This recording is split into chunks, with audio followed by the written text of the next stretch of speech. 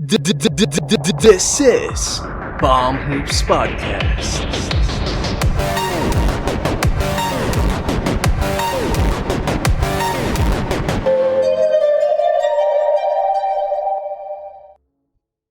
Hi everyone, we're Palm Hoops Podcast hosted by Jem and Jello. Make sure to like, comment, share this podcast with your friends, and subscribe to our YouTube channel.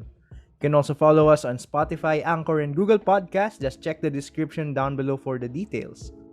Our episodes are also available on our official Facebook page, so make sure to check it out.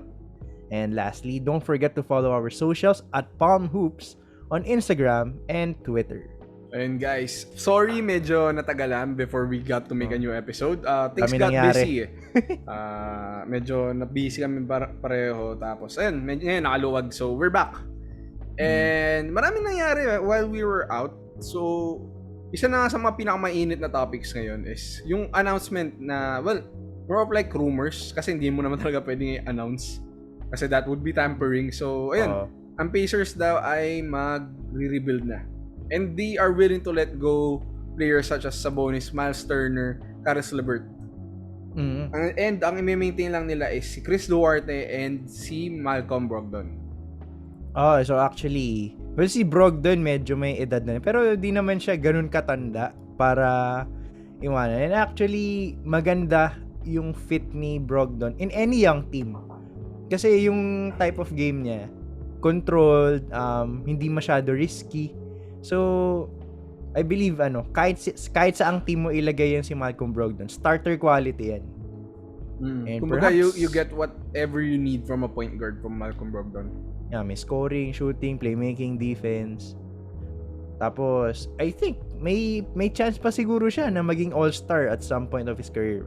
He reminds me a lot of Mike Conley. Pero, siguro slightly, lesser. Pero yung impact niya, parang ganun eh. On raw stats, pareho. Parang low-key lang, pero okay. So, ayun nga. Willing daw na mag-trade ng kahit sino yung Pacers.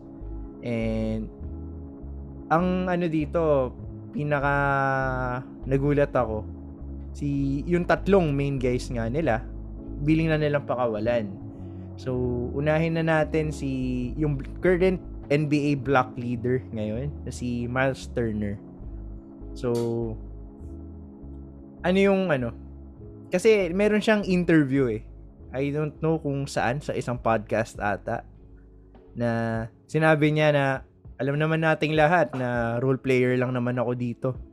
And actually totoo kasi in closing minutes, hindi sila nagsasabay ni Sabonis. So, technically, role player ka nga lang. Hindi ka kasama sa closing lineup. Ganun.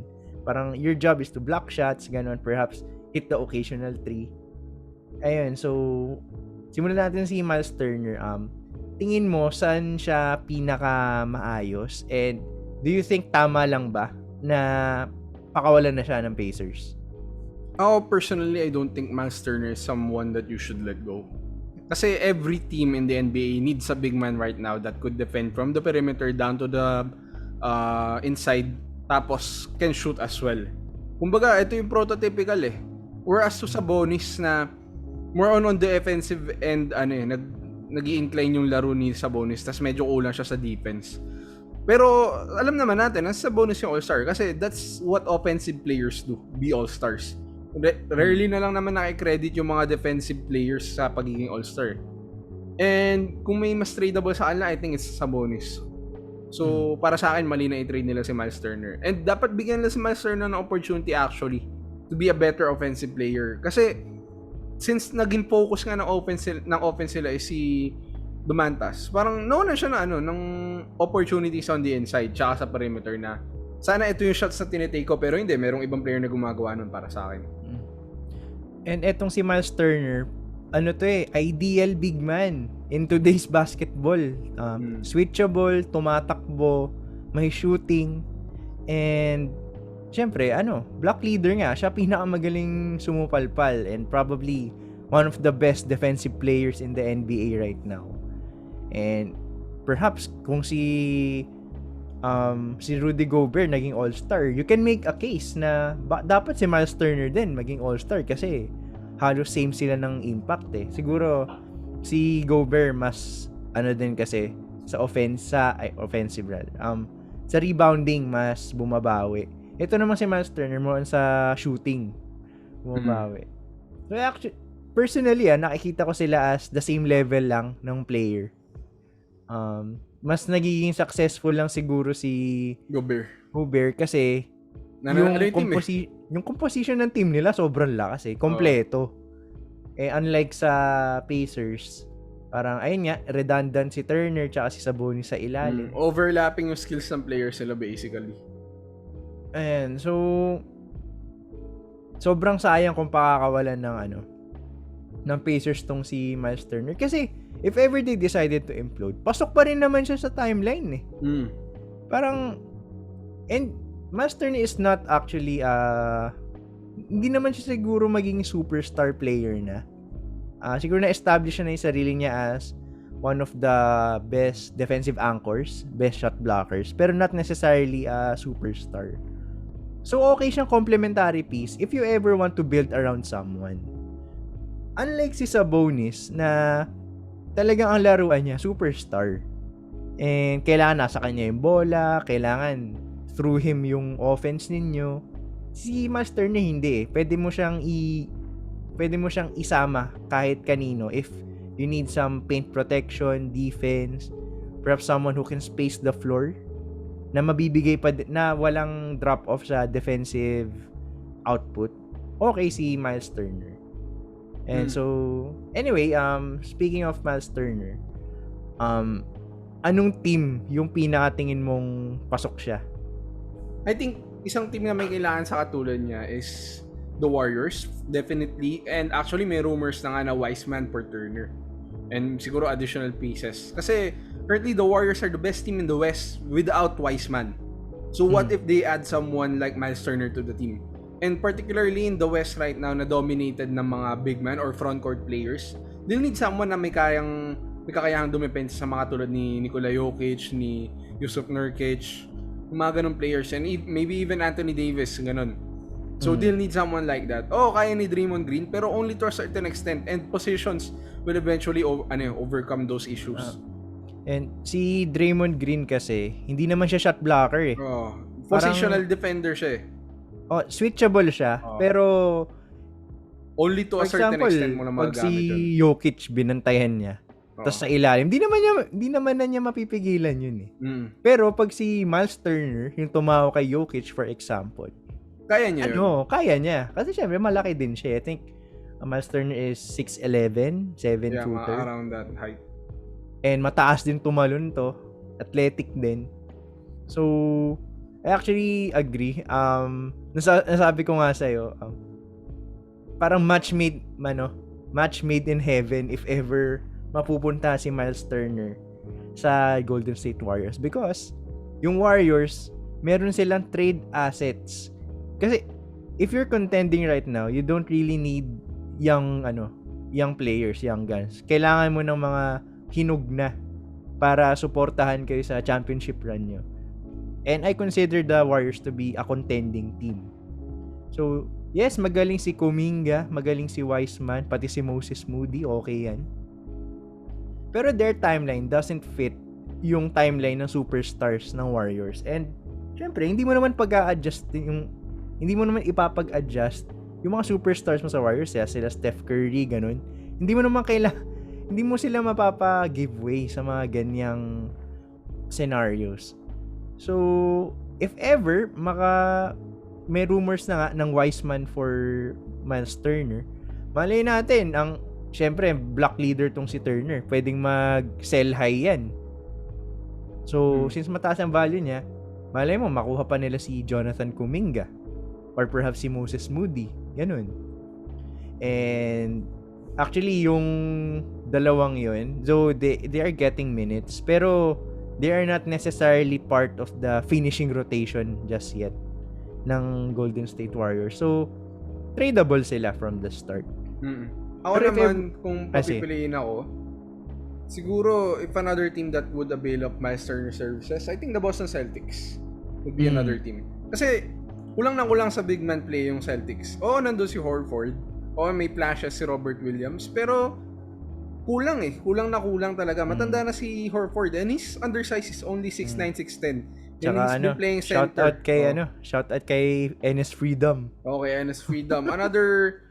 Although maraming backlash si Enes for his defensive woes sa pick and roll, pero man to man okay siya Pero in the modern NBA, you need talaga players that can switch and defend guards.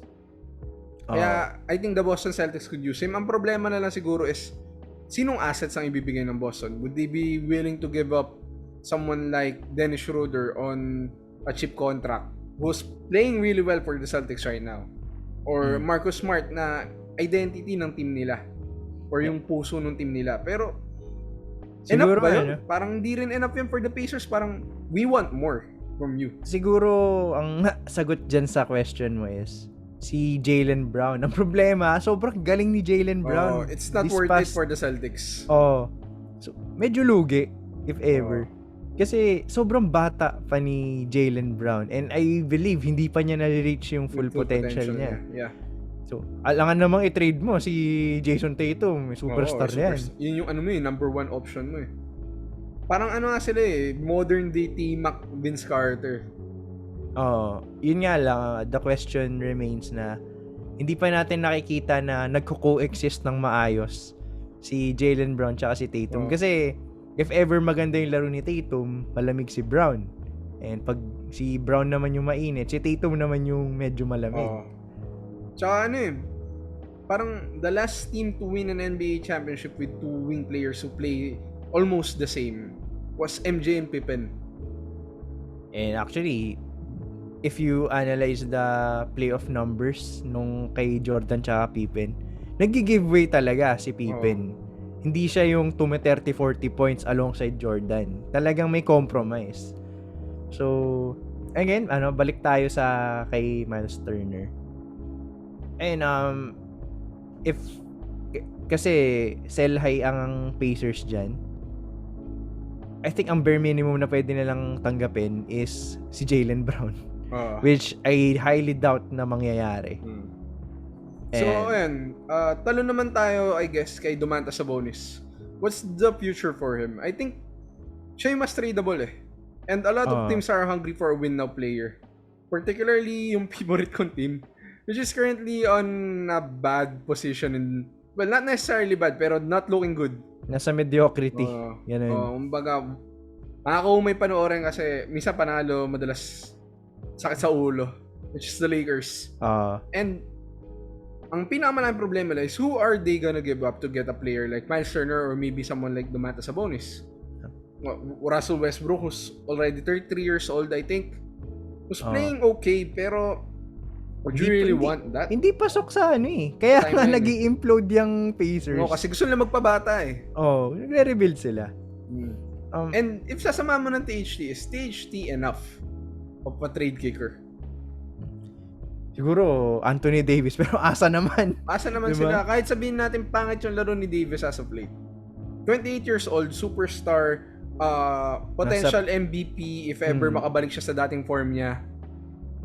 Nandun pa rin yung nandun pa rin yung days na impossibilities kay AD. So you won't trade that kind of player. So Westbrook talaga yung best trading asset. Pero would the Pacers really give up someone like that? Maybe a 3-team trade would make that happen. One team na nakikita kong siguro pwedeng trade destination kay Sabonis or kung na gusto na rin mag-champion if ever are the Chicago Bulls. Kasi nasabi mo na rin si Vucevic, hindi siya pasok masyado dun sa system ng Bulls na run and gun. Though yes, may production pa din, pero Sabonis is someone na nagpo-point forward yan point center pa nga minsan para siyang budget na Nikola Jokic. So yan, tumatakbo yan. And si Vucevic mainly post player na lang siya and minsan spot up shooter. Si Sabonis tumatrabaho yan ng opportunities niya. So perhaps they can make a trade. May mga young trade assets din naman tong Chicago Bulls. Nandiyan si Kobe White, Si Ayo Dosunmu. Si Ayo Dosunmu. Sila Javonte Green. And perhaps si Patrick Williams. Yeah. So, if ever, pwedeng destination ni Sabonis tong Chicago Bulls. Though, for the Chicago Bulls naman, I don't think kasi na they are contending na this year. Siguro, if ever next year, tsaka sila gagawa ng mga big moves this off-season. Maybe sign up few veterans na makapag-supplement dun sa core nila. Pero ayun, nakikita ko si Sabonis as a good fit for the Chicago Bulls. Ang problema lang talaga is contracts eh. Ang laki pa ng kontrata ni Sabonis. Ang daming opportunities for him to go to a win now team na may mga assets. Pero yung contract talaga yung issue kasi mahaba pa, and sinong ipapalit ng mga win now teams ngayon kundi yung mga players din na under contract in a big amount of money. For example, the Clippers. If the Clippers wanted someone like Sabonis to replace Ibaka and maybe Zubats, who would they have to give up? Maybe Marcus Morris, pero hindi yung tatanggapin ng Clippers eh. Paul George, I wouldn't. Definitely would not. So, mahirap i-trade yung mga katulad ni Domantas Sabonis na great players but big contracts. Though it would be nice na magkaroon ng reunion si Paul George and yung Indiana Pacers. Pero siguro hindi pa ngayon. And probably might never happen. Kasi hometown team ni ni Paul George. Di mo basta-basta mapapaalis yan dyan. So, mas tricky tong si Sabonis. Kasi hindi mo alam superstar ba siya? Is he someone that you want to build around with?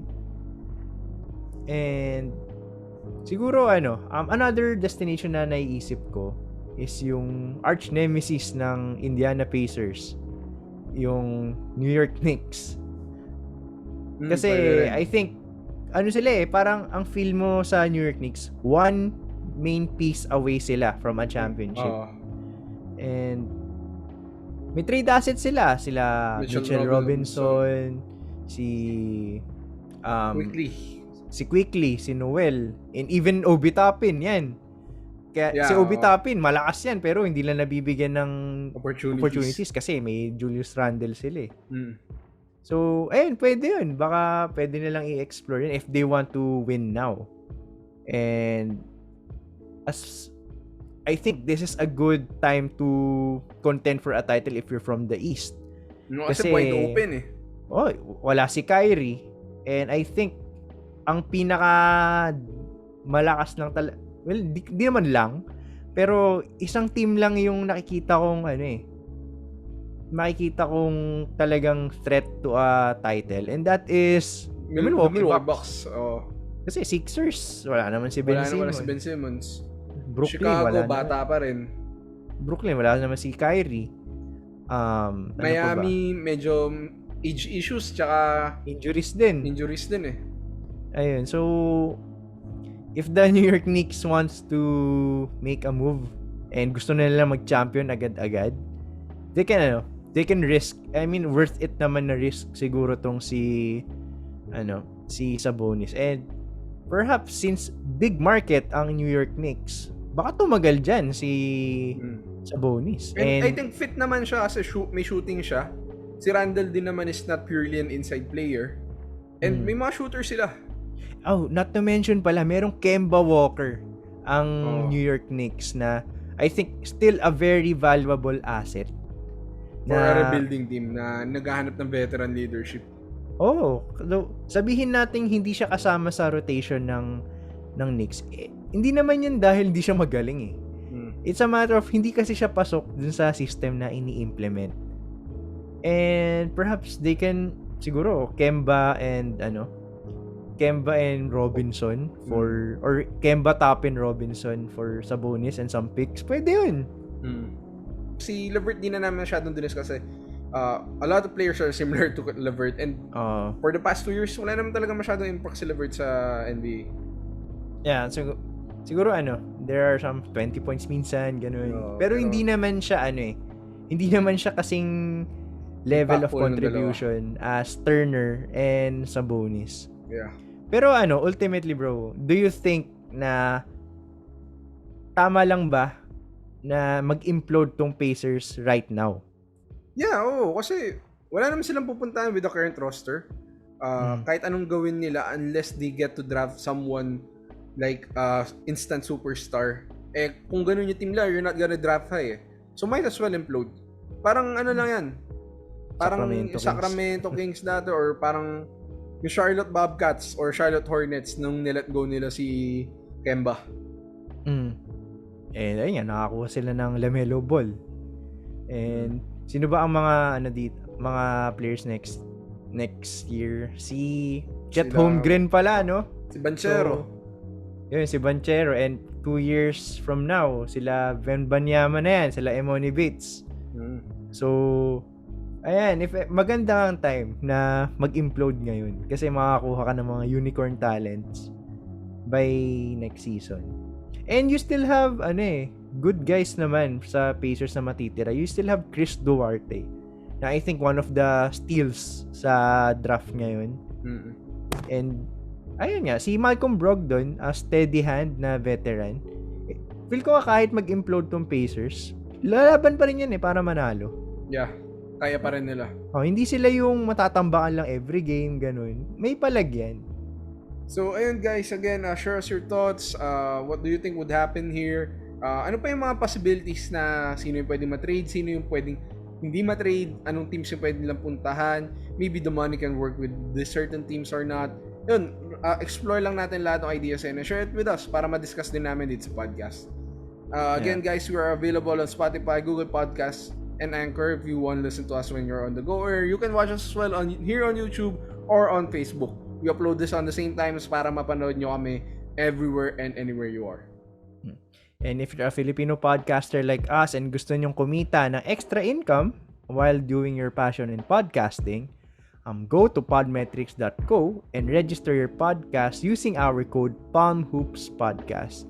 So pag ni-register ninyo yung podcast ninyo sa Podmetrics is magiging eligible kayo for ad campaigns and monetizations, etc. Plus, mapapalaki nyo pa yung Filipino podcasting community. So again, register on podmetrics.co and use our code PalmHoopsPodcast. And lastly guys, papalapit na ang Pasko and syempre, though pwede na lumabas, nakakatakot pa din na makipagsiksikan sa mga mall, makipagsiksikan sa Divisoria, Quiapo, ganun. So, mag-Shopee na lang tayo. So, and use our affiliate link that is currently flashed on your screen right now. That is podlink.co/99. And pag ginamit ninyo yung affiliate link namin na yan, maging eligible kayo for some discounts, free shipping vouchers, etc. Depende sa bibili niyo yan. So, help our channel, our podcast grow. And at the same time, tutulungan namin kayo ng mga tipid para sa mga bibili ninyong mga pangregalo sa mga loved ones niyo this coming Christmas.